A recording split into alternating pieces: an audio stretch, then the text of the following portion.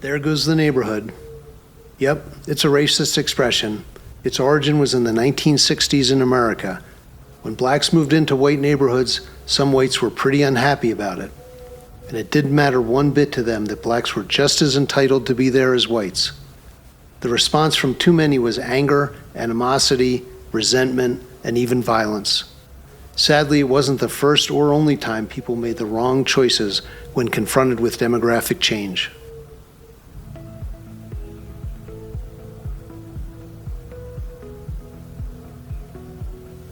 Welcome back, and thank you for wanting to know the facts and the truth. What's going on in the Israeli-Palestinian conflict is big. You can't miss it on the news. You can't miss it on college campuses, and you really can't miss it online. But what are the facts? Why is this happening? That's what we're here to answer. Our approach is to examine the major themes and focus on the important events that help you make sense of what's happening today. We care about knowing the truth. We also care about the basic human right to live in peace. We care about ending the suffering. We care about finding justice. And we think you're here because you do too.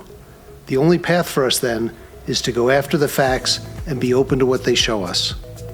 Life can be beautiful without hatred, violence, and war, and maybe the way there starts with better understanding each other.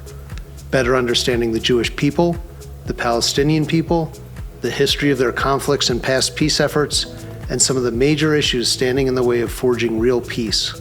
What the Hell is Going On in Gaza is a 9-part series made up of 30 episodes, each designed to help you understand a different but important part of the picture. Part 3 of our series, we'll answer the question, how did we get here? We'll do that by looking back on the significant events that really shaped the dynamics of what we're seeing today. Over the next 6 episodes, here's what we'll cover. Episode 12, Demographic Change. Episode 13, the UN's two-state solution. Episode 14, the 1948 Arab-Israeli War. Episode 15, What About the Nakba? Episode 16, More War and Conflicts. And Episode 17, The Dispute Over Borders.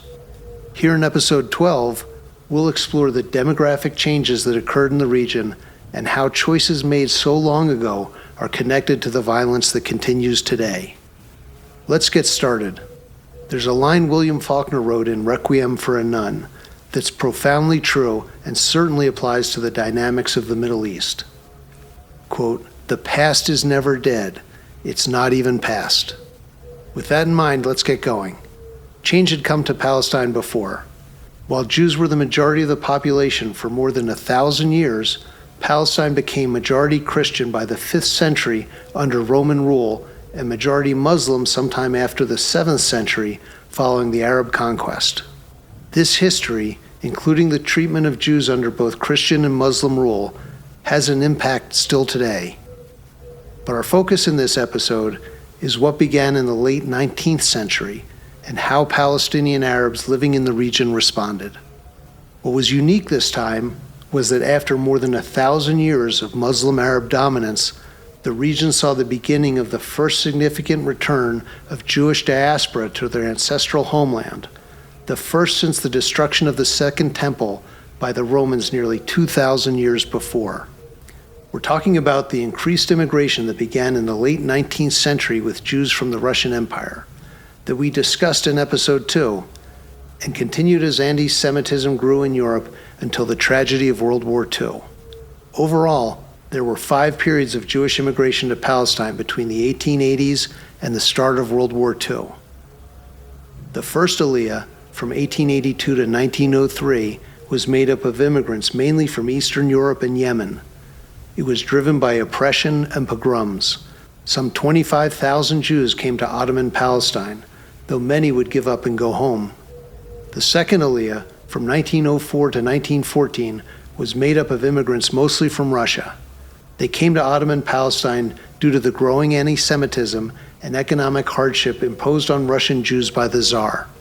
Some 35,000 Jews came, though the majority would give up and go home. The third Aliyah, from 1919 to 1923, was made up of immigrants mostly from Russia, Poland, and Romania. They came due to the Russian Revolution, anti-Semitism, and the promise of a Jewish state offered by the Balfour Declaration. Some 35 to 40,000 came to British Palestine. The fourth Aliyah, from 1924 to 1929, was made up of immigrants mostly from Eastern Europe. They were driven to emigrate by rising anti-Semitism. Some 80,000 came to British Palestine in this wave. The fifth Aliyah, from 1929 to 1939, was made up of immigrants mainly from Europe and Asia. This time, it was the rise of Nazism that drove them. Some 225,000 to 300,000 Jews came to British Palestine before World War II slammed the door shut on European immigration. What was the state of the region as these immigrants began to arrive? First, it's worth noting that even with these new Jewish immigrants, there were still twice as many Arabs as Jews in Palestine, even in 1940, after these waves of Aliyah, meaning the Palestinian Arabs were not overrun by European Jews, as is often claimed. Also of note, Jews were already a majority of the population of Jerusalem in 1875, according to Turkish census records. Again, European immigration did not turn the tables. Land was the other issue. Palestinian Arab society at the turn of the 20th century was still characterized by an almost feudal disparity between elites and non-elites. Much of the land in the region that was owned by Palestinian Arabs was owned by Arab elites. They allowed Palestinian peasant farmers, called fellahin, to live on and work their land, though of course not for free. Things had changed in Palestine in the decades before with the introduction of two new Ottoman laws. The Ottoman Land Code of 1858 enabled influential and wealthy Arab families of Beirut, Damascus, and to a lesser extent Jerusalem and Jaffa to claim ownership of vast tracts of land in Syria and Palestine. Then, the 1873 Land Emancipation Act allowed Jews to hold property in Ottoman Palestine in their own name.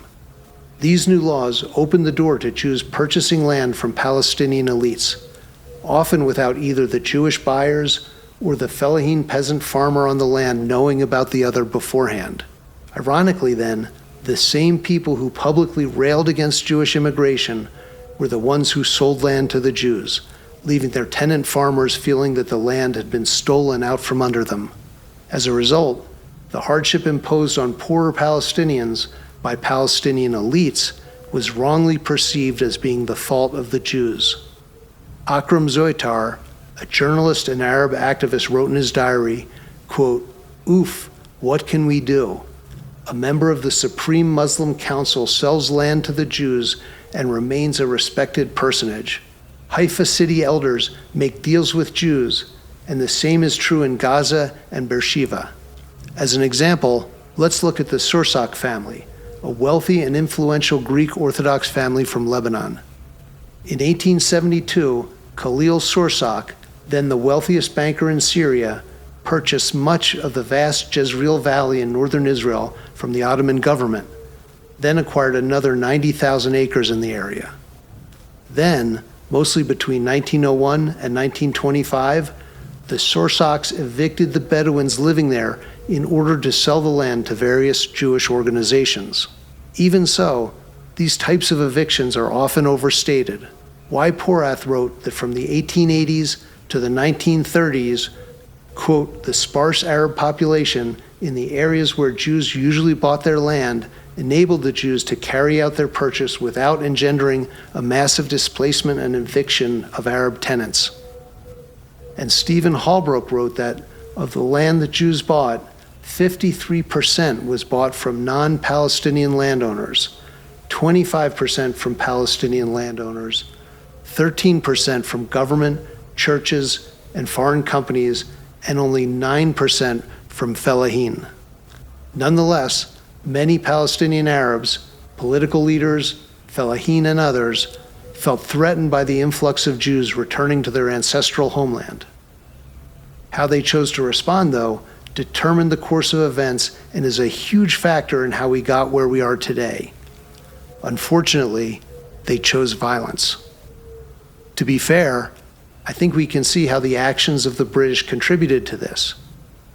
It was the British who were significantly responsible for dismantling and replacing the Ottoman Empire, then ruling over Palestine as a conquering imperial power. It was the British who issued the Balfour Declaration, affirming the rights of Jews to a national homeland in Palestine. It was the British who played a significant role in the San Remo Conference, affirming that this national homeland should be, in fact, a Jewish state. It was the British who issued the Peel Commission report, proposing a two-state solution that is allowing for a Jewish state. Mainly, though, the Arabs chose violence because in an age of nationalism, their leaders demanded an Arab-ruled Middle East. They had absolutely no interest in coexisting with a Jewish state on land they wanted to be Arab land. The British also made the fateful decision of appointing Amin al-Husseini as Grand Mufti of Jerusalem, then all of Palestine. Al-Husseini was a key figure in the decision of Palestinian Arabs to choose violence. Al-Husseini was the scion of the al-Husseini family of Jerusalemite Arab nobles who proudly traced their lineage to the Prophet Muhammad. He was also a violent Arab nationalist and the principal leader of the Arabs in Palestine from before 1920 until 1937. Al-Husseini was a leader of the 1920 Nebi Musa riots, an Arab attack on Jews in Jerusalem. He also incited the 1929 Palestine riots, which were known as the Borak Uprising. When the Peel Commission sought to hold hearings before crafting its recommendation, al-Husseini forbid Arabs from participating. By the time he finally relented, it was likely too late, contributing to the unfavorable outcome for Arabs. The Arab Revolt of 1936 to 1939 was triggered by al-Husseini's call for an Arab general strike. As the main Arab leader of the time, he was responsible for the bloodshed, the failure, and the long-term consequences of the revolt. Later, al-Husseini collaborated with the Nazis against the British, which only encouraged the British to strengthen their ties with Palestine's Jews. There were, however, during that period, other Arab leaders who called for peace and compromise with the Jews, like the Nashashibi family, a powerful rival to the al-Husseini family. We'll never know, but had one of them been Grand Mufti, perhaps things could have turned out very differently. The current conflict between Israel and the Muslim Arabs of Gaza, the West Bank, and surrounding nations is not new. It didn't start in 2023, or 1993, or 1948, or 1936. Its roots reach back to the Arab conquest of the 7th century. However, the seeds of our modern conflict were sown more in the late 19th and early 20th centuries when increased Jewish immigration was met with violence, a strategy that led to Arab defeat in 1948. But that's for our next episode. Thank you for continuing to watch our series, What the Hell is Going On in Gaza? We hope you got a much better understanding of Hamas and now have more context for understanding the situation in Gaza. If you'd like to leave a comment or get in touch, please visit our website at www.getthefactsmiddleeast.com. There's still a lot more to learn in this series, so we hope you'll go on to episode 13, where we'll look into the UN's two-state solution. Thank you for joining us.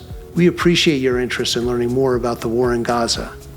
And remember, where there is no knowledge, there can be no insight.